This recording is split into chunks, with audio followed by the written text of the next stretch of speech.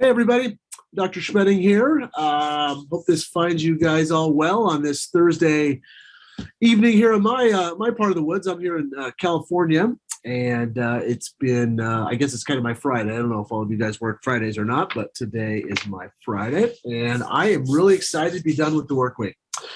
Been one of those weeks that we probably all go through, and we're all kind of excited to be done with the week and look forward to the weekend. We're heading into the Thanksgiving here in the States, obviously, so kind of a short week next week. So some exciting times, but hopefully everyone had a great day, had a good week, and looking forward to presenting some things on this simple subject of putting some shape into your class twos.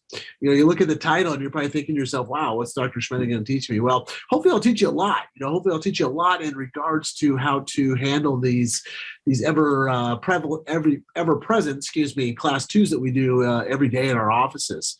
Simple little things that hopefully I can give you some pearls, give you some new ideas, a new product that's coming to marketplace or is in marketplace, not new to marketplace, but in marketplace.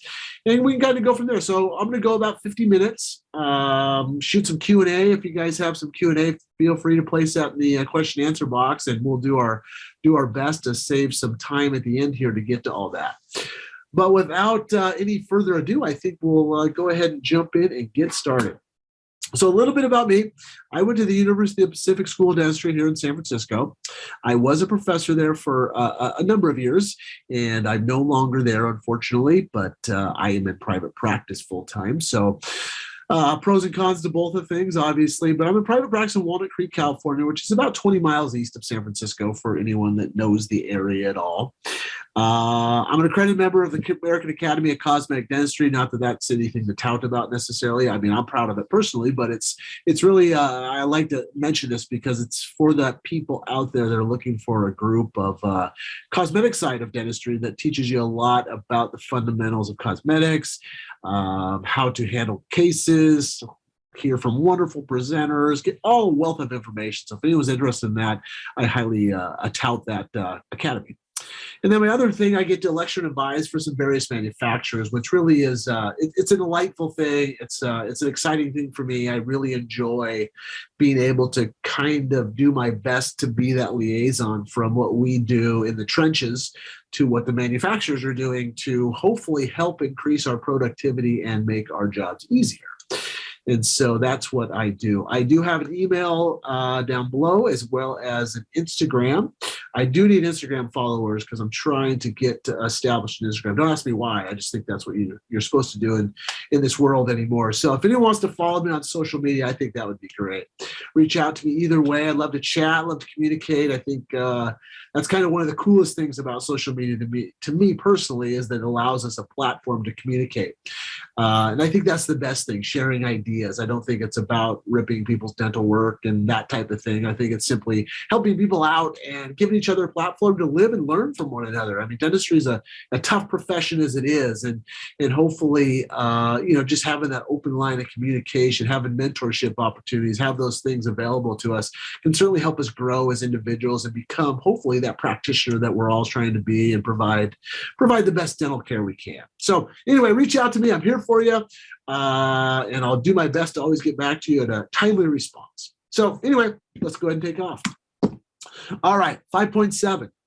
I wish we were in an audience, but we're not. So what does that mean to you? Well, in California, that can mean a couple things, right? So on the California side, it could mean an earthquake, right? It could mean that seismic activity, but fortunately not. We did have an earthquake yesterday, though, just 20 miles, or not even 20 miles, 5 miles from my office, registered a 4.6. But this 5.7 has nothing to do with California earthquakes. So what does it relate to? Well, it really relates back to this study that was done by the National Institute for Dental and Craniofacial Research. And when you hear numbers of 5.7, you've probably heard this before in readings or in presentations. And basically what that was an overall look at how long our composite resin restorations are lasting. And on average, they're lasting about 5.7 years. Okay, and that's kind of a number that's been lingering around. Hasn't really gone down from that or hasn't really gone up from that, from what I can tell by looking at research. But 5.7 years, I mean, it's a very highly debatable number. Is that a good thing? Is that a bad thing? I personally think we can do better if that's the best we've got is 5.7 years. But at the end of the day, 5.7 years is going to be a number that is labeled to resin-based dentistry, whereas amalgam-based dentistry, we're always going to have that comparison, right? That intrigue, that how well does it hold up to amalgam, yada, yada, yada. But at the end of the day, my patients aren't asking for amalgam. They aren't asking for me to put a black, unattractive filling material in their teeth. Now, not that that's a bash against amalgam, that's just simply a fact. So when you deal with the composite sides of things, there's tons of challenges that we face, right? Lots of challenges, because when you're dealing in the resin-based world, you've got to have isolation. You've got to have control of your environment. You're dealing with a very hydrophobic-based material, resin as it is. And so for it to be able to work and do and perform what it's required to do, you have to have isolation, okay? So moving forward from here on out, what's isolation? So really what that means is rubber dam. It means a dry shield. It means an isolite. It means one of those areas that allows you to control the environment. Because to be successful, you got to have isolation in resin-based dentistry. Getting the matrix band in place, right? Then you got to get this matrix band in place. You got to create some form of a seal or an ideal seal. And then you got to get this material placed in there into a material that you're placing that is very non-manipulative in relationship to an amalgam. Whereas an amalgam, you can pack, you can condense, you can move that band physically by just the material. So a big challenge there lies for us. Then you got to create this glue, right? This ideal hybrid layer, this ability to take a resin, plasticky type material and allow that to stick to tooth structure for long periods of time. So we have tons to talk about in bonding protocols, and those aren't going to happen tonight because I don't have the time for that. But bonding protocols are critical. You've got to understand what you're using. You got to understand how to use that material, and you got to rely on those instructions for use, because those are very important aspects. But ideally, to create that glue or that interface with tooth structure, you've got to have an ideal hybrid layer. Then you got to cure this stuff, right? All this stuff we talk about is photo-initiated based. And a lot of times, yeah, we can cure the top of that filling material. Sure, I can cure that with my phone, my curing or my flashlight on my phone, right? You can simply cure the top layers of that. And the downside to that is obviously we don't know what's going on down the deepest parts of the box or where things fail, right? Down in those deepest, darkest crevices. And so ideally, you got to have an ideal light situation. That's a whole nother topic that we can't talk about tonight, but light curing is extremely critical. In fact, I feel it's one of the most important parts of resin-based dentistry is having the proper light. So be sure and make sure you're doing the right things when it comes to light curing. Then achieving that ideal contact, which is tonight is a lot of what we're going to talk about, is making sure we're establishing a contact that's going to be favorable not only for hygienic side of things, but also for the ideal contact of the composite itself. Because composite, if it's not put in the ideal situation, becomes very brittle and fragile and cannot withstand the overall occlusal forces and stresses that we place on these restorations on a day-to-day basis. Then we got to get the material adapted in the box. Human manipulation, big problems we create are voids and gaps, things that we just do as practitioners by trying to manipulate that material into this box form without creating voids and gaps, okay? And then we got to finish and polish these things, right? We got to make this thing beautiful because us as practitioners have set the precedent that now we are using this tooth-colored restoration that is blendable. It's beautiful. And our patients understand that and they see that. And not that they go ahead and pull their cheek back and take a look at their lower first molar and see how well the occlusal aspect of that blends with the natural tooth. But ideally, they're going to expect a smooth, a clean, aesthetic surface. So you got to spend time to properly finish and polish these to make these a desirable outcome. Because our predecessor here is the, amalgam material that worked, right? It's been around for long periods of time, but at the end of the day, it's ugly.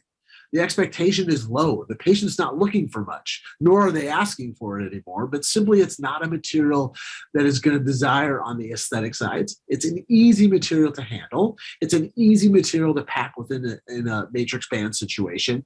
So there's lots of advantages, ease of use with this material, but as the profession has grown and we have grown as practitioners, we've created a situation where our dentistry is more difficult.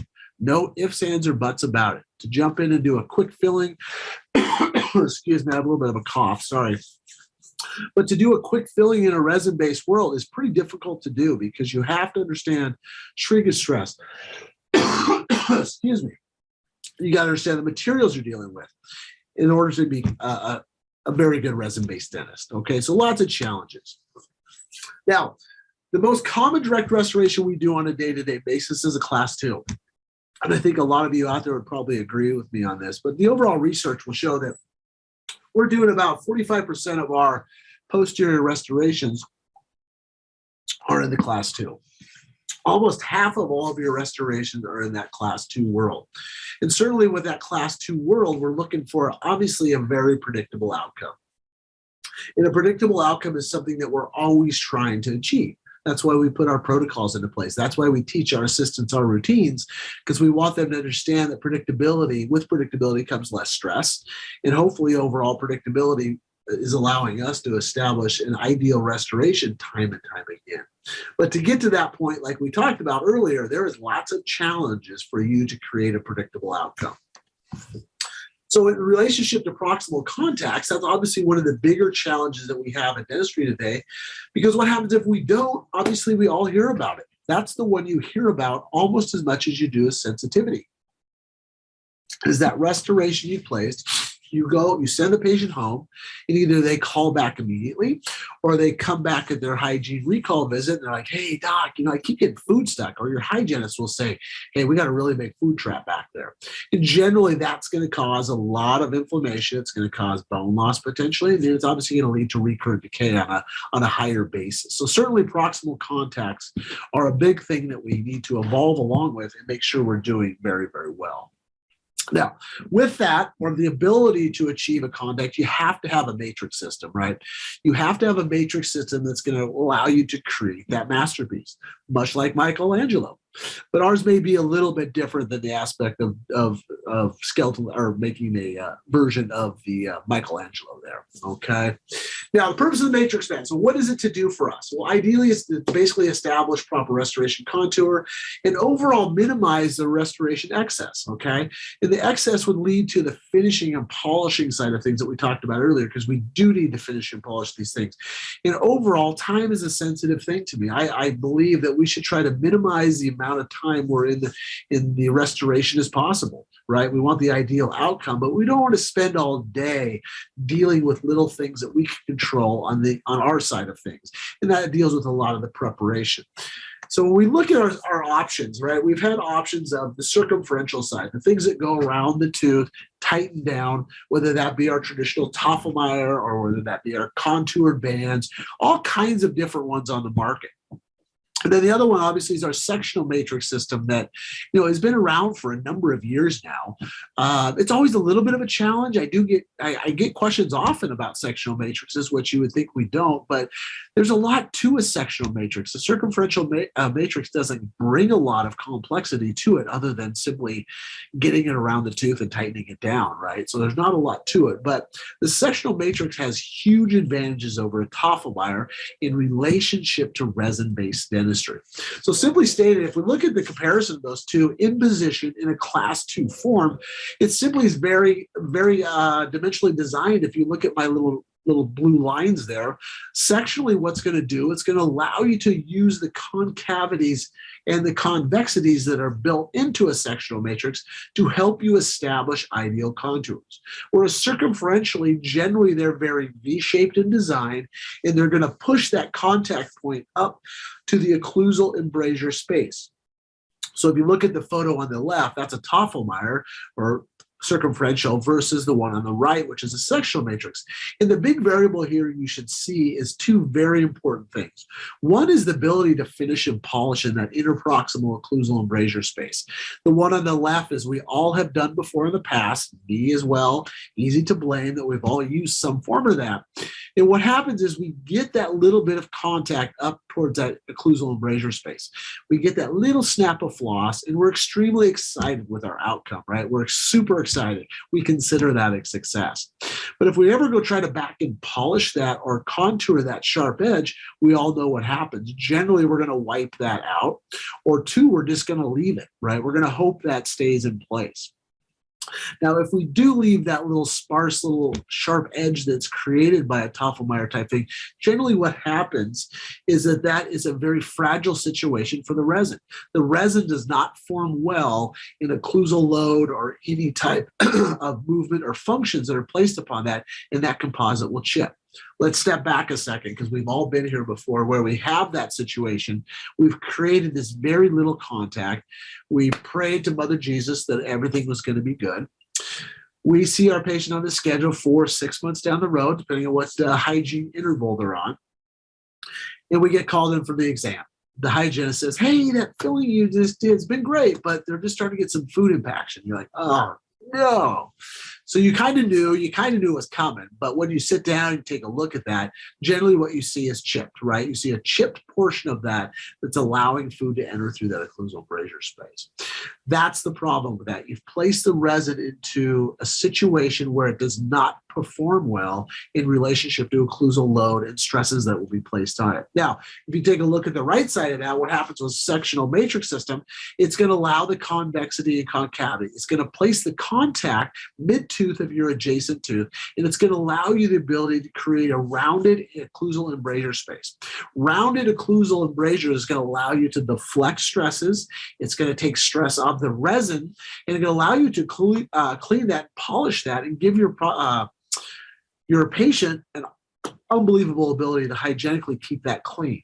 Deflecting of stresses is going to allow that composite to stay in place for a long period of time and minimize any potential for fracturing that may occur. So 2 very big points and 2 very strong reasons why you want to go with sectional matrices over circumferential. Now, let me preface this with, you will never get rid of your Tafelmeyer, okay? There's always a rhyme or reason to keep a Tafelmeyer, whether that be for buildups or whether that be for utilizing a circumferential, maybe to bring the bottom of the box form up, and then combining that with a sectional matrix after that to get you the ideal contours. So there is combination packages that we're not going to talk about a whole bunch tonight, but certainly you need both in your arsenal for various reasons. So don't go out and throw out all your Tafelmeyer bands, okay? Now, the other nice thing is certainly you will get flash, okay? You'll get flash with no matter what you use, but certainly with a circumferential that doesn't give you the correct anatomical shape, and you don't have anything pinching from the buccal lingual side like you do with a sectional matrix ring. So certainly you'll get some flash to a certain degree, but I'm big on trying to get as minimal of flash as possible, because flash cleanup to me is not easy. I think it's extremely difficult, especially on the lingual side of a second molar on a mandibular. I mean, it's not easy to get in there and clean that up. So there is things that I'll show you that I do to help minimize some of that cleanup, because like I said, I like to get in and out as quick as I can. My patients like that we get in and out as long as we can. They don't enjoy sitting in for an hour restoration, right? I mean, it takes a lot of them. So we'll talk about some of those little situations down the road, okay? Here's just kind of a little flow chart describing what I just talked about and looking in x-ray form. Certainly what you'll see in comparison of x-rays is you'll see that nice on the bottom tooth there, that premolar, the wonderful concavities, the wonderful convexities, that ability, that open embrasure space, whereas compared on that upper molar where you see that knife edge, that finish at the top of the contact point. That's certainly there now, but like I said, the stress and the loads and the wearability of that composite is certainly minimalized when you get into that minute thickness of material as you narrow that out and become to the knife edge, okay? Now, how about sectional matrix systems? There's all kinds of them on the board, and I think they all work. I don't think there's a bad system on the market. Do I think some work better in certain situations? Yes. So it's, maybe you have a couple systems and maybe you don't, but ultimately at the end of the day, I think there is some good systems out there, and I don't think there's a lot of real junk on the marketplace, to be honest with you. Yeah, you do have to spend a little bit of money to get into the game. In the sense of some of these rings can be a little bit expensive. We'll talk about a new system on the market that kind of approaches the rings a little bit differently. But I think being favorable in any of these you see on the screen here worked very well for me. I've used all of these systems to date. And so I think there's good systems. Yeah, so that's what I'm going to leave that as on that. Now, with the components. Now, when we talk about this, it seems so silly that we're having a conversation about this, but all of these components are extremely important, from the wedge to the matrix to the ring. Okay, so I want to start with the wedge first because wedging is really, really important in resin-based dentistry because the role in adhesive dentistry is really just to maintain the gingival seal. Okay, so when you place your sectional matrix in, you slide your wedge in between the teeth. All you're trying to achieve is just a gingival seal. All right, that's all you're trying to achieve.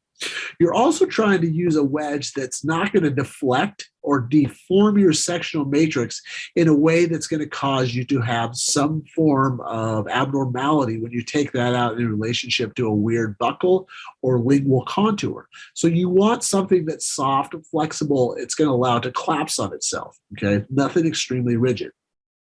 And the other thing to know is we're not trying to create separation like you are in traditional amalgam-based dentistry when it comes to trying to achieve a contact. So what I mean by that is wood wedges aren't my favorite in this particular situation because I'm not trying to create separation. Where's our separation coming from? Our separation is going to come from our ring system, and that's the one that's going to pinch in from the buccal lingual, allow some pressure to be formed onto that PDL, and begin a little bit of separation in that form. So the key for you to understand wedging is only for maintaining gingival seal. Okay, certainly triangular wood wedges, the only pros to those really are cost. I mean, they're super cheap. And yes, keep those around. Don't get rid of your wood wedges. Those can certainly come in very handy for buildups, various components of very deep restorations where maybe you're going to elevate that with a Toffelmeyer and then throw in a sectional matrix. So there's all kinds of things to keep around. And all these tools through the years really don't go obsolete. You just use them in different ways. Okay. Now, the cons for those, like we've talked about, are certainly the non-anatomic shape. It's going to help you push that contact further up to the occlusal embrasure space just because of the design. And it's not flexible. It's very rigid. So it's going to force a flat contact, and it's going to certainly distort a sectional matrix. We've all probably used a wood wedge with a sectional matrix, rammed it in between there, used our rings still over the top, and they work very effectively. But what you'll notice is when you take out that wood wedge, the buccal or lingual side that generally comes in, it certainly caused an indentation, or you see some anatomical form to that that's not what you're looking for in terms of a concavity convexity portion of an interproximal portion of a tooth, where you get food impaction, a lot of bacterial buildup, and those type of things in that area. So that's a little bit of a downfall. Now, the other thing is that wood wedges absorb water. Okay, so be careful with that because wood wedges in the water formation certainly do not go well when we're dealing with a resin-based environment. So if you're getting any type of seepage underneath from that gingival seal in relationship to a wood wedge, it's certainly going to lead to failure. It's certainly going to increase our numbers of that 5.7 that we talked about earlier in the presentation in relationship to what's causing our restorations or failing. These are little minimal things that certainly add up because attention to detail in a class 2 is extremely important. Like I said, going back away from amalgam may be prettier, but it's certainly not easier to do. Okay, so plastic wedges. That's what we're dealing. That's what you see with almost all of the kits on the marketplace today. And why is that? Well, they're really nice because they can be truly anatomical. Most of them are triangular in shape, so they allow you to slide in between the interproximal, protecting, going over the gingival papilla, not causing any bleeding, and allow themselves to distort on themselves. So they're not infringing upon the concavity or the convexity that's in that matrix band. So they slide interproximal, collapse on itself a little bit, and ideally create that gingival seal. Okay. Obviously more costly than a wood wedge, right? They're just a little bit more to manufacture. And sometimes they're a little bit more difficult to see because of that ability or that ability for themselves to collapse upon themselves and not be quite as rigid. So the flexibility is going to come when we talk a little bit about the design and why they allow these wedges to be a little bit triangular in shape because they give you the ability to stack upon yourself. Now, a lot of times, if you are having difficulty getting a gingival seal with a plastic wedge, it's always better to go a size up, okay? So if it's going in between the teeth rather easily, you always want to create a little bit more tension with that and just go a size up. But plastic wedges are ideal. They certainly do not distort the band, they do not cause gingival bleeding, and they certainly do not absorb water. So a lot of pros for the plastic wedge side. Now, when we talk about matrices, there's lots of matrices on the market, and these are mostly what you see on the marketplace, whether it be from the left to the right here. That is one of the coated ones, and the coated ones are great. I don't really have a problem with them. What I do like with the coated ones is they do give me a little better reference if I'm dealing with, let's say I'm placing materials that I'm concerned about increments, whether that be I'm a bonding agent, and then I place a very thin layer of flowable. That's a camp that a lot of people do in a relationship. And generally that first layer of flowable is about 0.5 millimeter. And so that helps you judge and gauge that type of thing. Or if I'm in the bulk fill camp and I've got a situation where I've got a very deep box and I'm using a material that allows me to do 4 to 5 millimeter increments, I'm certainly going to want to be able to measure that. So that's about the thing I like most about the coated bands, is they give me a little bit of a reference or a ability to see a little bit, give me a better measurement, make sure I'm not overdoing it in terms of my placements. Excuse me. The one in the middle is nice for placement. That's my preferred one. Gives you a little bit of easy ability to grab a tab, to release it out of the interproximal, or place it initially with the initial tab. Then the other one, just your basic saucer shape one, works great as well. So no real preference on those. They all do work well, okay? But I do have a big performance issue that certainly whatever you go with, you have to have something that has variable sizes, okay? So if you don't have a system that has variable sizes, you're kind of out in left field to even start the game. So why would I say that? Well, first of all, if you look at the picture on the right that's got all the variable sizes, but if you just look at the anatomical shape of that band, what's most important is that you're trying to place that band in correspondence with an adjacent tooth. And when you place that, you want that to be ideally placed so you're allowing the convexities and the concavities to be placed in the right situation.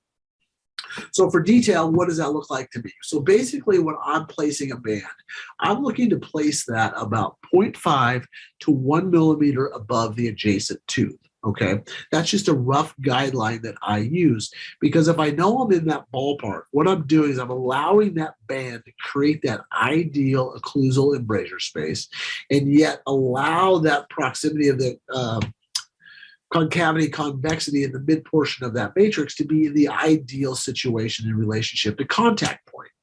Now, if I use a band that's 4 millimeters above the adjacent tooth, basically all I've done is almost create a Tafelberg in the sense that I push the convexity and the concavity, the ideal situation, up to the occlusal embrasure space. So when I go to fill that and take that out, I've almost created a knife edge. So that's the important part of why you have variable sizes in relationship to these matrix bands. So make sure the system that you're using addresses that, because for me, that is really the most important part. Because if I get the band, I get it sealed, and I get it in the right location, I'm pretty much going to win most of the time.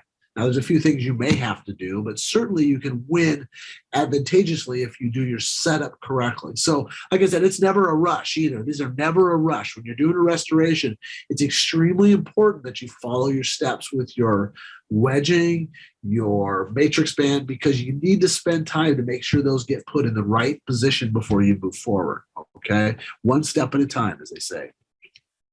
Now, the rings themselves, generally the rings today are a nickel titanium, right? So they're nickel titanium because they certainly improve the longevity in relationship to a traditional metal, okay, a traditional steel type framework.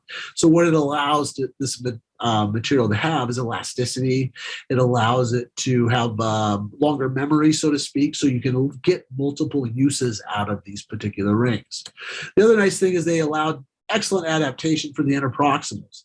Lots of different designs, and you can see those on the right. When you go ahead, you place the band, you place it, or place your ring, and you lock in that band, it gives you certain flexibilities, whether it be a hard plastic, whether it be a rubberized material that's squeezing to the interproximal and creating a seal buccolingually, but also enough to create a little bit of separation for the tooth. You need some separation because that's what's going to allow you to win.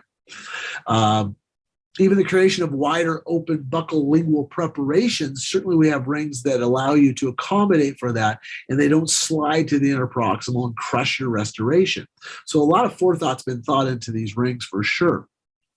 And the stability, right? You got to have something that's stability, something that grabs onto the tooth. You don't want a ring that's popping off continually. So even with short teeth or even with super tall teeth, these tend to adapt very, very well. So functionality, great systems on the marketplace. All right. Now let's talk a little bit about placement technique. So we talk about placement techniques. For me, this is the band I like or use most often, is the one with the little tab on the top and the one on the side. And I'll show you why I like that. So when I go in between the teeth, I'm always going to place that, and I'm going to use that tab to be a little bit of my guide, that tab on the top surface of that. Because what that allows me to do is take that tab, and when I get that down into proper position, I can simply fold that tab over onto my adjacent tooth. And when I get it onto the adjacent tooth, then I can kind of see where I am at relationship in terms of height, right? So it gives me a nice judge in relationship to my adjacent tooth structure and an ability to create that ideal interproximal contact, open occlusal embrasure space, ideal contact mid-tooth. So that's one of the reasons I like to do that. Obviously, you can eyeball it without tabs on it, those type of things, but it's kind of an added benefit. It's also nice to use these little pin tweezers that come with most of the kits that allow you to grab and manipulate those out rather than have to use a hemostat, which, hopefully you have to use something to put some force on this, because that's the goal, is that you have to create a nice tight contact where you're going to have to manipulate that ever so slightly. Okay. And then once you get in place, you've got options. Now, for me, I do a wedge first. You don't have to do a wedge necessarily. You can certainly put your ring on first, and then you can put your wedge. Now, why can you do that is because most of these wedges today, or not wedges, excuse me, the rings today have an open interproximal contact area that allows you to slide wedges in. The wedge design itself, for that triangular appearance that's collapsible on itself, is so great because it allows you to stack different wedges underneath each other. So is there many times where I've got everything in place and I'm like, it's a little loose on maybe the lingual or buccal side. I'll take another wedge and I'll run it right into the underside of that original wedge that was placed, and I'll tighten that contact. It's generally a smaller wedge than the one that's above, because it tends to slide easier. It's more difficult to get a bigger wedge under a smaller wedge on above it. It makes it a little bit more difficult. So I'm going to slide that back underneath that and create a seal without having to move my ring. So that's kind of a nice feature. And that's one of the things that I was very complimentary about when I look at systems. I look at wedges that allow me that maneuverability or that functionality to do some different things. So put that ring on first, or put your wedge in first. Doesn't really necessarily matter. For me, I do wedge first. I don't know why. It's a natural thing for me to do for whatever reason that is. But you can certainly do it either way and be very successful. Coming in buccal lingual, you can stack on top of each other. But like I said, the open design of a lot of the ring concepts allow you to do that. So take advantage of that. Allow that so you're not disassembling things, restarting over all the time. Because you do think you're perfect sometimes, then you place the ring and that separation will cause a little bit of gap. Proper wedge system allows you to overcome those difficulties by stacking. Okay. The other nice thing too is the stackability. These are a lot of times, and you guys have all been there, where you have perio patients, right? Really long, deep interproximals where it's extremely difficult to use a sectional matrix. You may have to use 3 or 4 of these wedges on top of each other to start. And generally that's from biggest to smallest as you work your way up from that interproximal space. So perio patients are difficult, extremely difficult. The older days before sectional, I would used to place a Toffelmeyer, then I would basically fill it all the way up, and then I would cut a smaller box into that restoration and then place a sectional matrix to try to get that to work. But I've been able to, with these systems that are out there today, and these stackable wedges, to overcome a lot of challenges. So kind of think a little bit outside the box a little bit when you're taking a look at some of these things, because they certainly can become very handy. But the ultimate goal is certainly you have to achieve an ideal seal, right? The gingival seal has to be there before you proceed on. If you're not achieving that ideal gingival seal, then back up, start over, because it has to happen there. Whether you need a bigger wedge, whether you need double wedges, whatever it may be, you have to have a gingival seal or your restoration is going to fail soon. You'll be in that 5.7 category. Okay. Now, do I burnish the matrix? 1,000%. Okay. 1,000%. I burnish my matrix every single time. But there's a technique to burnishing. And the burnishing occurs mid-tooth where the concavity, convexity of the matrix are with a ball burnisher moving buccal, lingual only, mid-tooth. Okay, so that makes sense. If you can see, I'm moving buccal, lingual. I am not moving up and down. Okay, never move up and down when you're burnishing, because what happens if you move up and down is you are just flattening out that matrix. Okay, you're flattening out and you've just created a Tafelmeier. You've taken away all the advantages that we create when we're utilizing a sectional matrix. So yes, 100% of the time, back and forth, burnish, burnish, burnish, and you will create ideal contacts. But make sure middle third, buccal lingual, no up and down. Okay, can't emphasize that enough. And hopefully that makes sense. If not, shoot me a question. That's the fun thing about webinars, right? I have no idea what's going on out there with the reaction. So I'm actually sitting in my office. My whole staff's gone. They actually turned the lights off. So I'm kind of just like sitting in my office. It's really kind of sad if you look at it, but very happy that we're doing this together. So input's great. Q&As will always work perfect.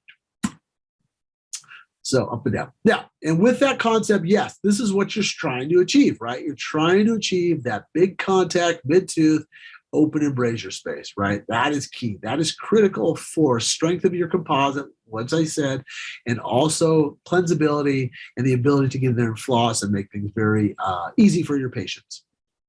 Okay, so big important aspect. All right. Now your system also needs to be flexible. All right. We want to do a lot of dentistry in a quadrant. All right. I don't want you to do one tooth at a time, take it apart, start over, yada, yada, yada, because that is extremely time consuming. So your system needs to be flexible in the sense that you can stack rings on the top of each other. You can go, opposite directions in terms of a mesial distal and have that ability to fit within the arch form of a patient, even though they aren't too big. And also an open concept to it that allows you to get your condensers, get your micro brushes in there. So you have good visibility. You have a good working field to work within. So it's very important aspects is make sure you have a very flexible system that allows this to occur. Now, the back-to-back contacts, right? That's everyone's challenge. It's a challenge for all of us on a day-to-day basis. So how do we handle this? So when you're doing a back-to-back contact, yes, are you judging slightly where you're at in relationship to the adjacent tooth? Yes, you are. Okay, so you're going to use cusp, you're going to use those type of things to gauge where you need to be, but you're going to place those sectional matrices at the same time. All right. And then you're going to get the wedge into place and you're going to make sure you have contact on both the buccal and lingual side. Okay. So you want to, or not buccal, lingual side, excuse me. I want to make sure you have gingival seal on both the mesial and the distal box that you're working at before you move forward at all. Okay. Because a lot of times you may take a couple different bands too, or a couple different matrices in relationship to one of the preparations may be a lot deeper. So you may need to use a 6.5 versus a 3.5. And so those variables will arise depending on what you're dealing with in the restoration. So not ideal, but yes, it does generally works out that way. We're going to have variable sizes, but you're going to size those up so those tabs are very similar because you still want to create that open concept for sure. Now, one big player in adhesive dentistry that I hope all of you have in your office is Teflon tape, okay?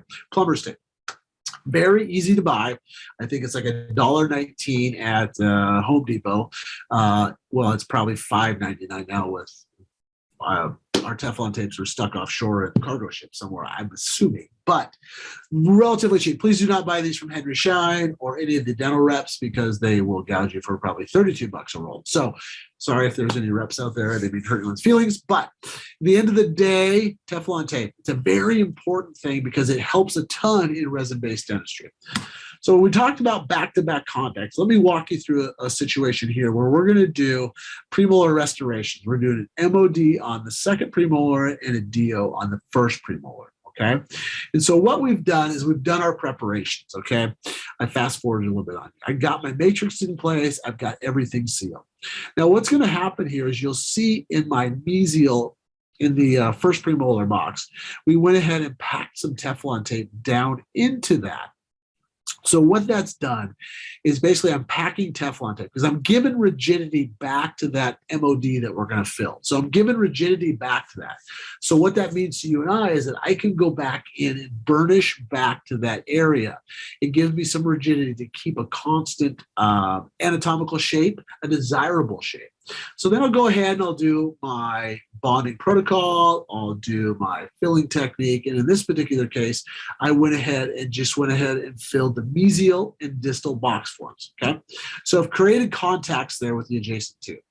Now at this point, then I can take out the Teflon tape, and then I'll go through and do the bonding protocol quickly on the first premolar, and then I'll fill that back up to it. I will burnish back to the contact just created on the MOD, but I'll allow that material to create an ideal contact. So rather than stopping, taking out a band, putting a new band in, I'm allowing everything to stay constant because I don't want to have to, like you can see in the posterior by the molar there, once you take out a wedge, you can create bleeding. And once you start bleeding, certainly you have a lot more concerns keeping things clean and some more clear up. So use the Teflon tape to pack directly into that box form, allows me the ability to push back to that and create what I would consider an ideal contact. Then I go ahead and do my normal filling procedures, and lo and behold, we've got some awesome contacts, okay?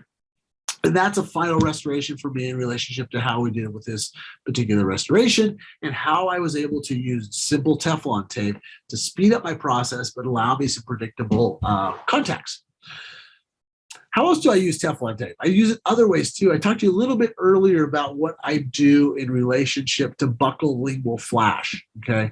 And buccal lingual flash drives me crazy because I don't like to do it in terms of finishing and polishing. So what I'll do often is I'll pack Teflon tape right down into that interproximal form, okay? I'll pack it right down in there to create no flash at all or very little flash on that buccal lingual, simply packing down into that open space between the ring and the matrice and the adjacent tube. So kind of some simple little tricks and tips that, work very well, especially for different teeth that you may have those issues with, but kind of a fun little thing that we do quite often. And then ideally, you're going to have such tight contacts, you're going to have to use some type of interproximal adjustment strip. One of those serrated edges, one of those IPR type situations. Contact Easy is a system that I use a lot, but that's our goal, right? That's what I'm trying to get for you when we look at restorations. So I just said all that, and then you pop your ring off the next day after you just followed what I said to do, and lo and behold, you have an open contact. What do you do, right? Why did this happen? Why did this happen, Dr. Schmedding? I followed exactly everything you said. Well, one of the big things is we discussed where we're getting our separation from. We're getting our separation from that ring. The ring system that's coming in buccolingually, putting pressure on that PDL and allowing a little bit of separation to occur between the teeth. Critical for success, right? We all know that. We all realize what's a good way to create contact is to move the PDL space. Well, one thing that happens to us as dentists is we don't like to buy new things. But at the end of the day, nickel titanium does not last forever, all right? It does not last forever. It certainly can wear out, all right? So you realize this when you use these rings. When you first get a new ring, right, it's super tight, right? It's super tight. You get it on your forceps, and it's difficult to get on the tooth. But as time goes by and multiple uses and yada, yada, yada, the tension goes out of that. And eventually you can put them on sometimes with cotton pliers, right? If you really had to. That's not what you're striving for. That's when the restorations start to deteriorate. That's when you start to lose that interproximal contact. That's when you start to increase your stress when you take off that matrix and you're like, I have an open contact. These are the things that need to be judged. It's hard to judge these because they do wear out. So yes, they are expensive. They do need to be replaced. So please take a close attention to that because that's very critical. Now, one of the newer systems on the marketplace by Premier is the X5 sectional matrix system. Now, within this system, it's very complete, everything what I was talking about earlier in relationship to wedges, which come in a very nice plastic wedge-based system. And it also comes in multiple sizes and a pen tweezer that allows you to place and remove the sectional matrix. So very important components. But what it does have is this new ring system, or new ring, sorry. And it's a new ring. And so what's so unique about this ring is that it's a proprietary resin ring. All right. So it's a resin-based ring, and there's no metal involved in this, which makes it different than the Nitai or the nickel titanium based product. Now, what's so unique about it is it's reusable. All right. Reusable 5 times. So what is cool about that to me is that generally for me is I'll put 1 or 2 rings into play a week. And so I don't really necessarily worry about that tension process because I know these will go easily 5, and they have gone easily 5. I use the system. And they will go easily 5 times in the autoclave without losing any of that necessary tension that I necessarily need. So that's what's great is because I need that tension. I need that pressure interproximally. But I also don't have to worry about the ability to track that. Or when is that going to go out in relationship to my nickel titanium? When is that time going to happen when I start to lose that tension, where I start to create open contacts, where I need to redo restorations and all those things that go about it? Okay. So for me, like I said, I put them in play on Monday and I'll throw them out on a Thursday or a Friday, depending on what the week looks like. The nice thing about these, they're very cheap. Nickel titanium rings are very expensive. So depending how you weigh the pros and cons of those, and why I would mention that is because all of you out there that are dentists or dental assistants, we have all thrown them away. And we have all lost some of these rather easily, right? They're kind of one of those things that gets thrown in the trash. Things get busy around the office, and next thing you know, you're down a ring.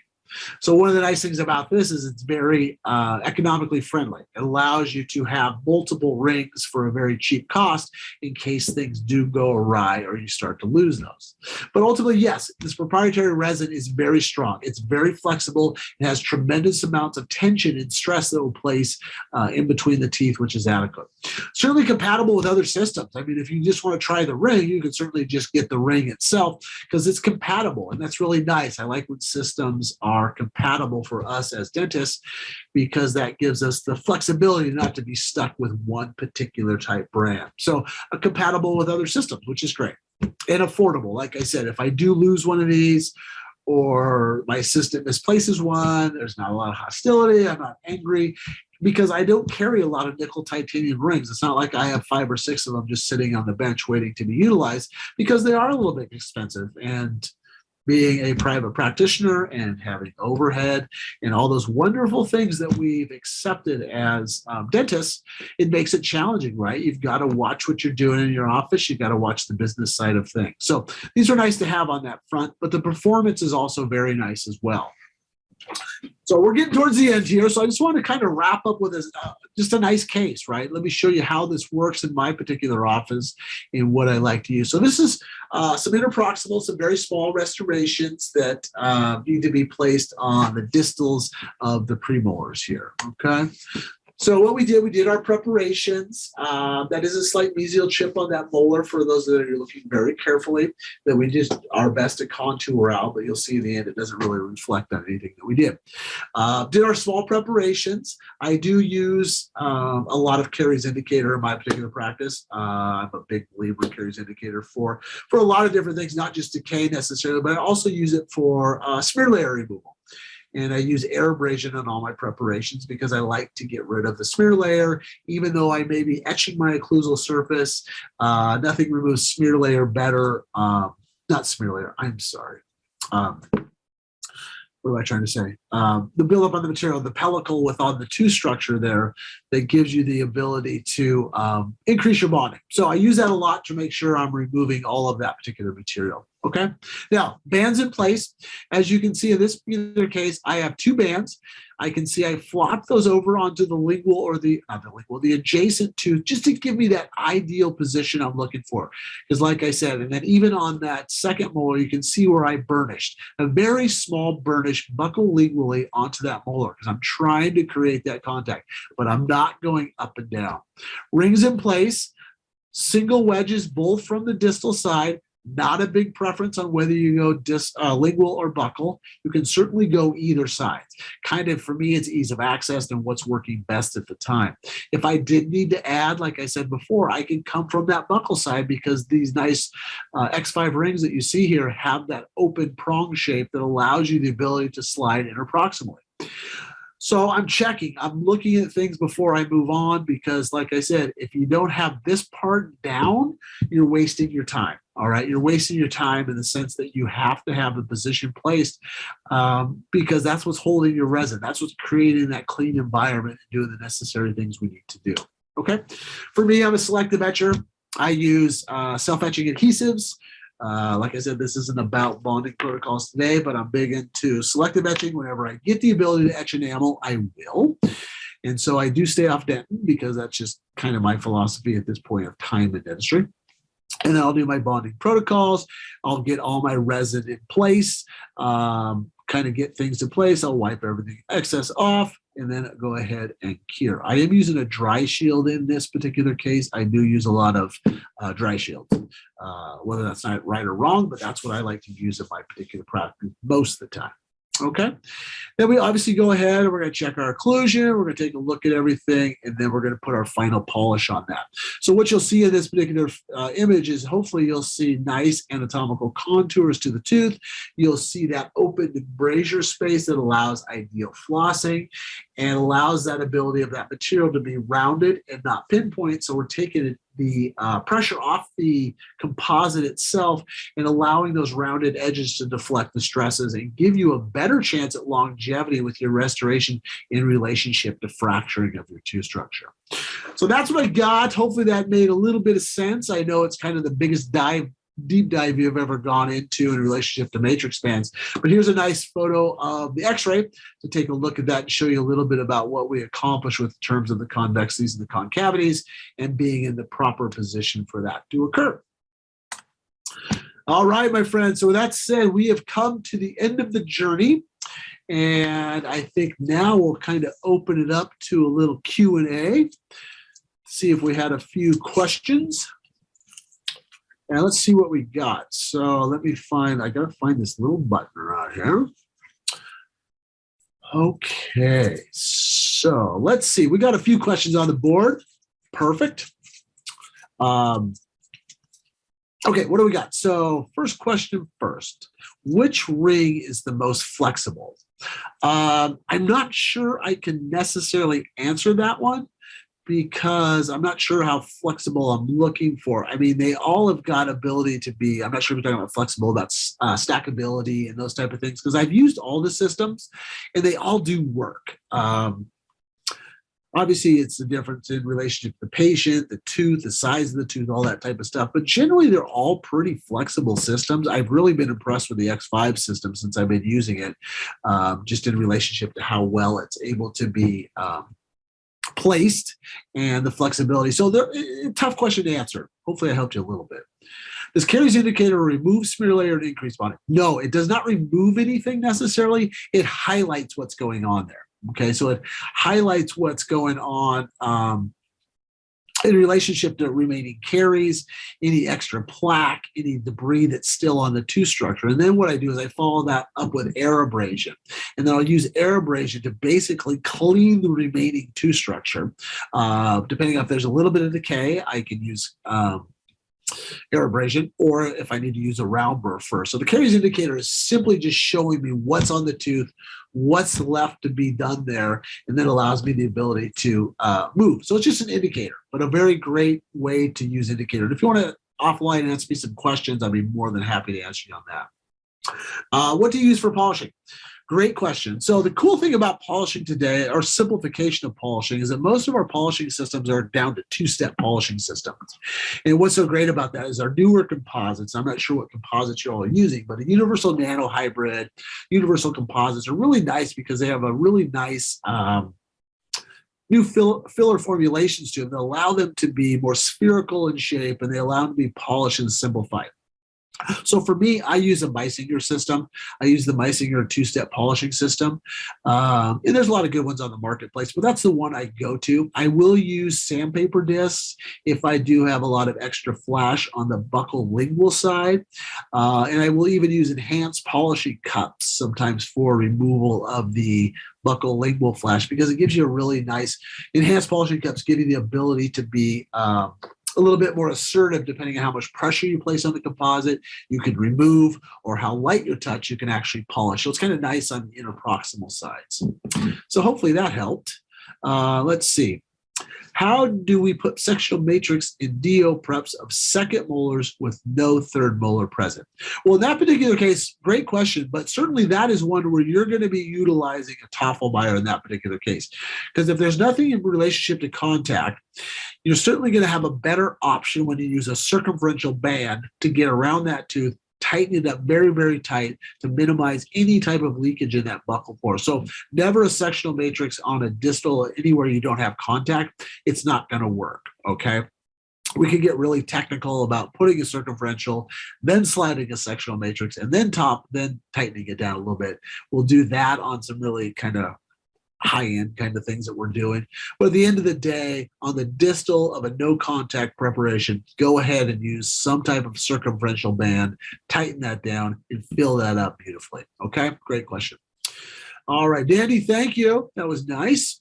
What kind of burr do you use polishing interproximal embrasures? So ideally, I don't use any burrs for polishing interproximal embrasures because what I've tried to do is get the sectional matrix in the proper spot, and then I want to try to minimize as much flash as I can. Like I said, sometimes I'll use a Tafelmeier. So then all I'm really doing is just polishing. Now, if I do have an excessive amount for whatever reason, I will use a fine diamond, and I will go ahead and use that generally dry because I want to be able to see that, and I will remove that way. Okay, so hopefully that helped. When doing a single restoration, does the ring work best towards the prep or away from it, or does it matter? Great question. It absolutely does not matter. So it all matters on how visibility and how well the placement occurs. Okay, and what I mean by that, do you have room to place it to the distal, especially if you're doing a DO on a first molar? Sometimes you don't have enough room to the distal, so you have to come out the mesial side. So it really doesn't matter. It's whatever works best to give you visibility as well as give you a nice seal around your band. But good question. Is there an air abrasion system you recommend? Excuse me. I am a big Zest Dental Solutions guy, so I use a lot of I use the PrepStart H2O in all of my operatories, and I have micro etchers. So micro etchers are kind of just your everyday kind of cleaning thing, whereas a PrepStart is kind of your big heavy duty air abrasion that'll actually allow you to do preparations and do the more advanced type air abrasion system. So if you want to talk to me offline about that, I'd be more than happy to help you because I'm big into air abrasion. I think it's an awesome thing for dentistry in general. Any tips on ensuring you have confidently packed the resin to base of gingiva margin prior to curing? For me, I've gone to basically utilizing a flowable for my initial step. And I use a flowable after I do my bonding agent. I'll do a flowable in a very small incremental layer of about 0.5 to 1 millimeters. Now, why I do that is because flowable has the advantage over any type of packable, in my opinion, in relationship to obviously less I have to do to that material, the better, meaning less manipulation. So with a flowable, the advantage you get is viscosity, right? It's going to flow into those nooks and crannies and give you better adaptation. So that's how I ensure it. I don't over manipulate the flowable because you can create voids, gaps, or bubbles in flowable if you over manipulate it. But that's how I do it personally for myself. And then I'll place packables over the top of that in an incremental layering most of the time. Okay, why does the X5 system ring? Why does the X5 system ring be autoclaved only 5 times? That's basically what they recommend in relationship to where the material is going to start to break down. So it's a resin base that goes through the heating process, the the autoclave portion of it, it'll begin to degrade that material at that time. Can you probably go more uses than that? I don't know. I haven't tested that. But, as a manufacturer, that's the recommendation for you, because that's what they've seen in their testing and their processing of this product, is where it begins to lose the amount of tension that they want to see as a product in relationship to what do they bring to the marketplace. So obviously, if you've got the system, which I would recommend, you can certainly test it yourself. But lo and behold, they're going to recommend 5 times for that particular reason. What do you use on mesial first premolar? Oh, good question. That can be a little bit tricky. But most of the times you can get away with a ring system because I know what you're talking about. It's a very tight interproximal contact, or not tight, but very narrow. There's not a lot of two structure to grab onto that. So sometimes that can be a little bit tricky. And sometimes I won't even use a ring, depending on how tight that is. So it is a tough one. Sometimes I just won't use a ring at all. I'll burnish back to that. And then sometimes what I'll do is if I'm not using a ring, I'll actually hold the matrix band up against that. And when I told you I do a little small incremental layer of flowable down there, I'll hold that the matrix up against the adjacent tooth, and I'll cure that, and that'll help me create an ideal contact. So hopefully that made sense. If not, shoot me a message and I'll chat with you about that. Okay, let's see, because we're getting close to the end here and I'm going to get in trouble. Do you cure your flowable first or place packable on top and then cure it? I always cure mine. You're kind of referencing probably the snowplow technique or something like that, I think it's called. But I always cure everything in my particular case. I like the incremental portion of it, and I do cure everything.